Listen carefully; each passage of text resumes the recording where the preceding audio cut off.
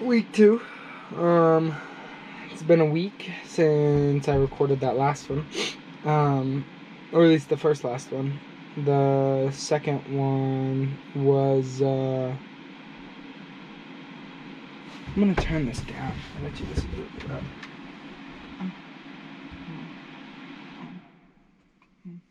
Keep it on 1 so that we can get a little air going through here. It's a fan. But, I like the self-evaluation and reflection that comes from these videos, because I have to spend a lot of time watching them and editing them. It takes, I found out how to put music in my videos, so that's kind of cool.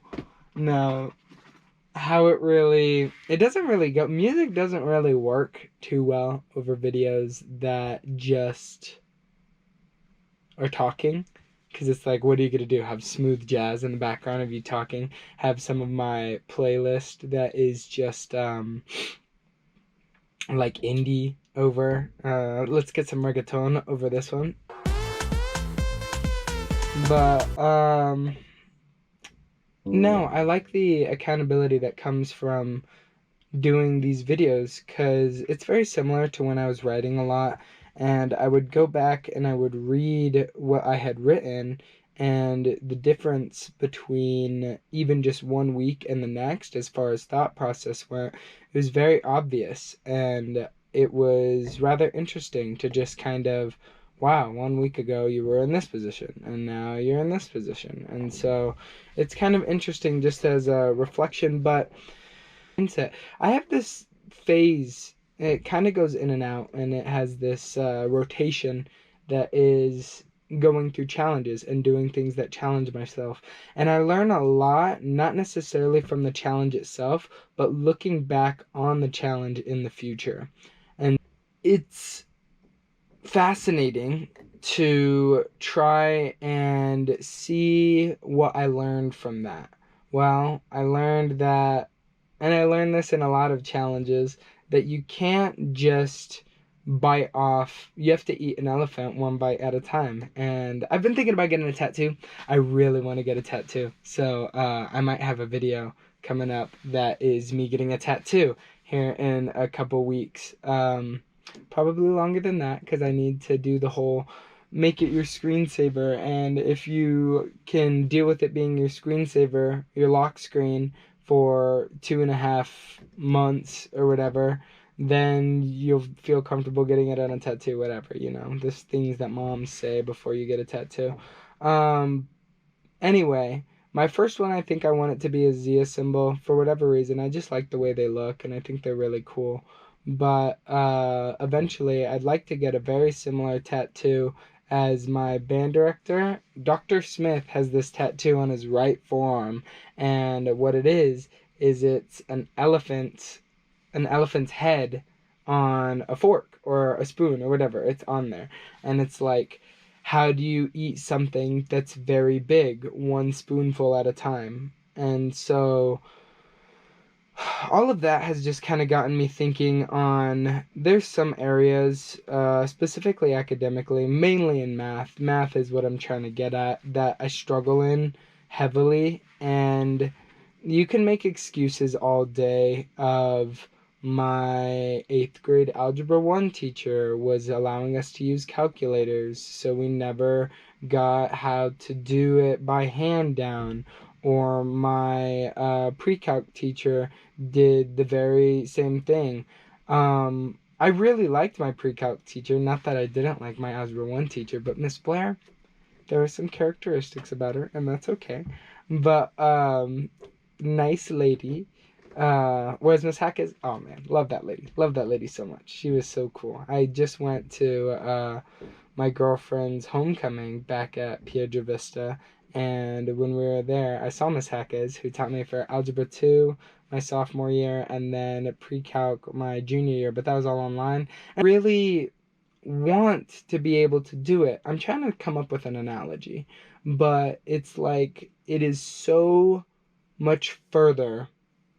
Like, I can force myself to understand the concepts that they're trying to teach us for what we're learning now, but without the baseline. It's exactly the same as building a house on a poor foundation. My foundation is not good enough in even my algebra 1 and 2 areas to be able to go on and learn pre-calc. And so I don't want to get into a similar situation where I'm having to use photomath or mathway all over again. This time taking pre-calc is almost a second chance for me to be able to learn it right. And so I need to take the time and actually learn the concepts and the ideas correctly. That way I'm not struggling just with those when I go into actual calculus and then further. So I've been struggling to find a way to get better at math. And everything that I do is some lazy, half-assed sort of shortcut that makes me try to think that I'm learning it, try to make it work, but in all reality, I just need to put the work in, man.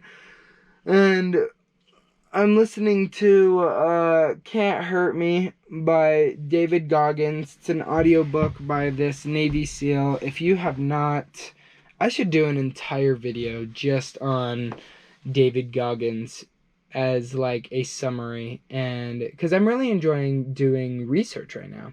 Like I'm sure you'll see from my last video, but research is really interesting.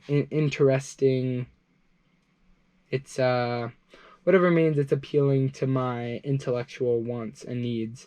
And so pretty soon I'm going to have a informative speech for my communications class that I'm going to be putting on YouTube. That way I can practice it up enough to, it's basically just verifying that I'm practicing and that it's going to be good enough to get in front of the class.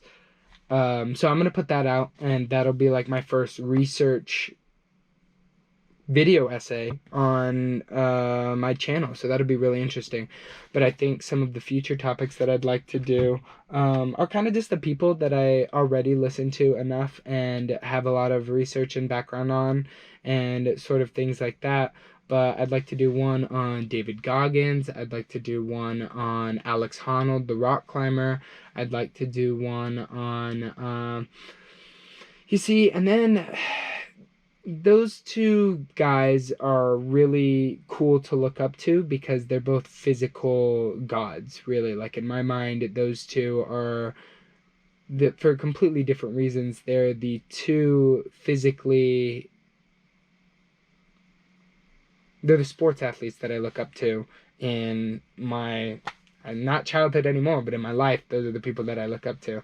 And I feel like anything that is put on this YouTube channel has a higher influence on my life, because when I go back and watch it, it's like, oh, hey, he either did put a lot of effort into this, he didn't put a lot of effort into this. It's another accountability sort of thing. It's like, if I put the effort into making it into a video, then I am requiring myself to work on it enough that it's good enough for me in the future, which is an interesting, it has to do with like this time type thinking of trying to send messages to myself in the future with this and yada yada yada. But we're not going kooky on this one.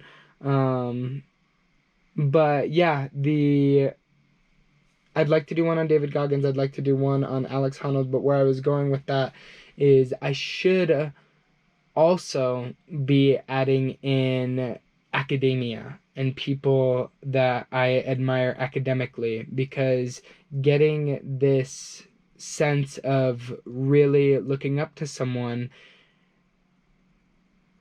causes you to mimic them. And if I can even be 1% of these people that I look up to, if I have 100 people that I look up to and I'm 1% of all of them, I'm better as a person. There's obviously positive traits that I see in those other people, and so if I can take those positive traits into my personality, then boom, I have by relation become a better person. Ooh, haven't thought of it like that before. That's really interesting. I feel like these are gonna start becoming, I did do it. I started recording more. I did it a week after when I said I was going to. But by how this works, it might even start being more than once a week. It might be whatever than once a week.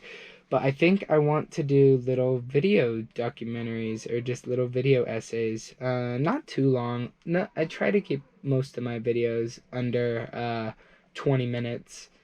20 minutes seems like a long video, but it's just really me talking about what I've been thinking over, and especially when I come into the video prepared and I know what I'm going to do it on, it's going to flow a whole lot easier. But this was an interesting revelation. So, the reason why I got into all of that was because I'm listening to David Goggins' Can't Hurt Me, and he cheated his entire way up until high school. And when he was about 18, I'll have to refine the research for an actual video about him. Regardless, he came up with this idea called the accountability mirror. And the accountability mirror basically lists all of your vulnerabilities, all of your weaknesses, and everything that you're bad at. And then you need to do that every single day so that those stay in your mind so that you know what to get better at.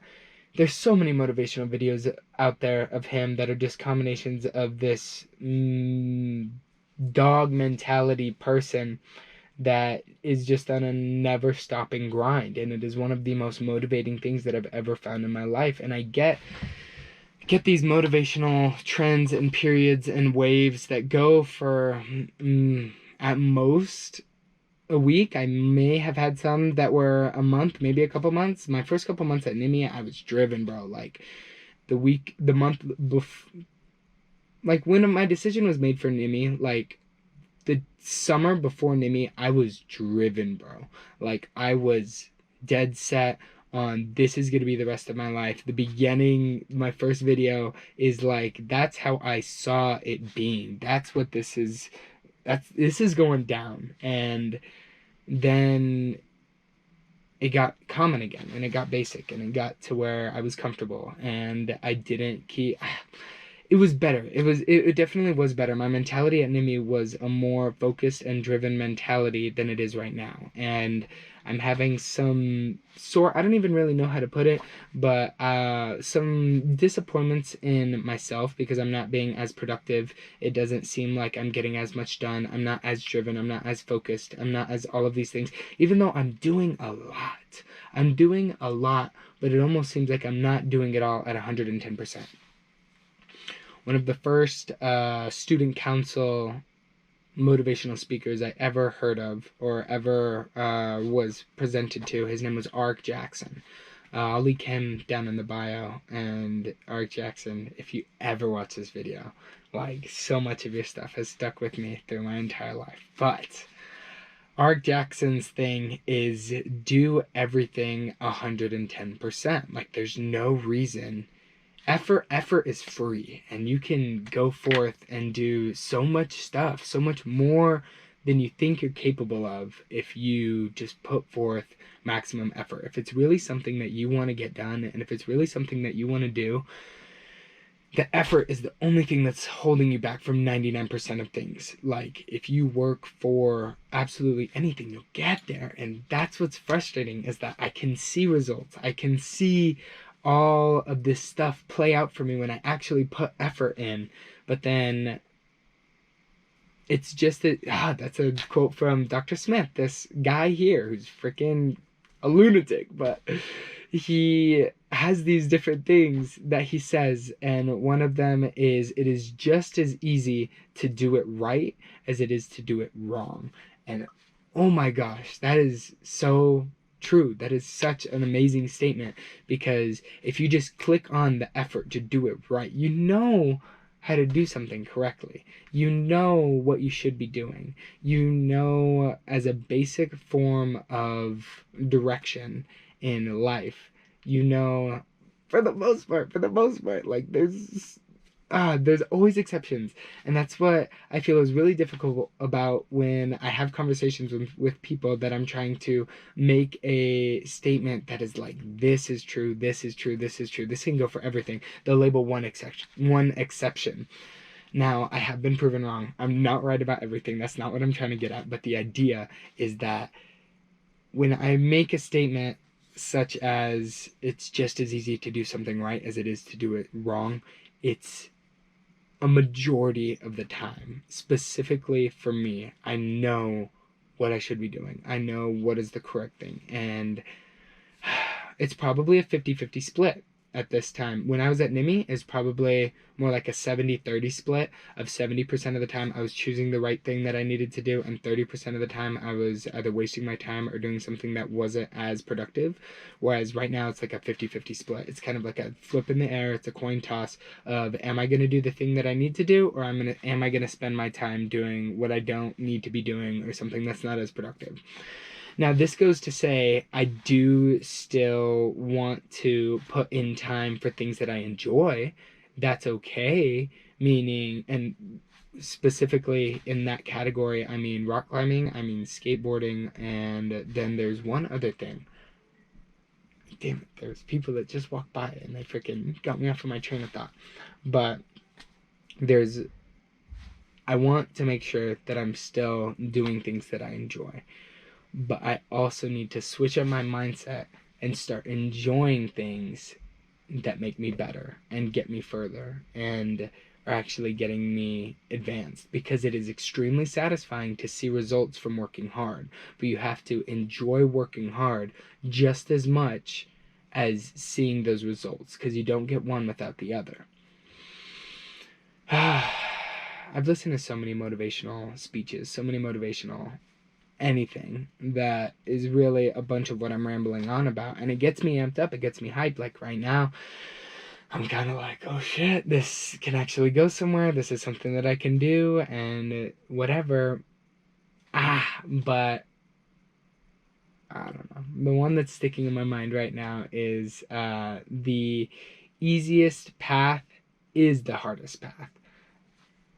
If you have a hill that is very, very steep, the less effort path is to go and wind and switch back and switch back and switch back and get up.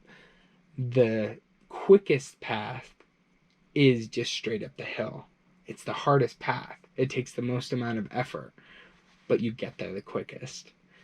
And when I'm watching this back, I'm gonna get and editing it and cutting it up and making sure it's all okay. It seems like so far it's been pretty okay. I might keep it all as just a one take, but I almost want to like keep watching back everything that I'm saying, because it's piecing together, at least right now, it seems, in a way that can work. And this mentality and keeping up this recording and keeping up this accountability is only going to continue to get me a step higher and higher and higher on the ladder.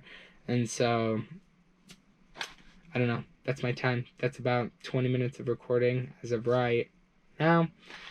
And I guess I might be doing this again sooner than I think. So, for future me, enjoy the ride.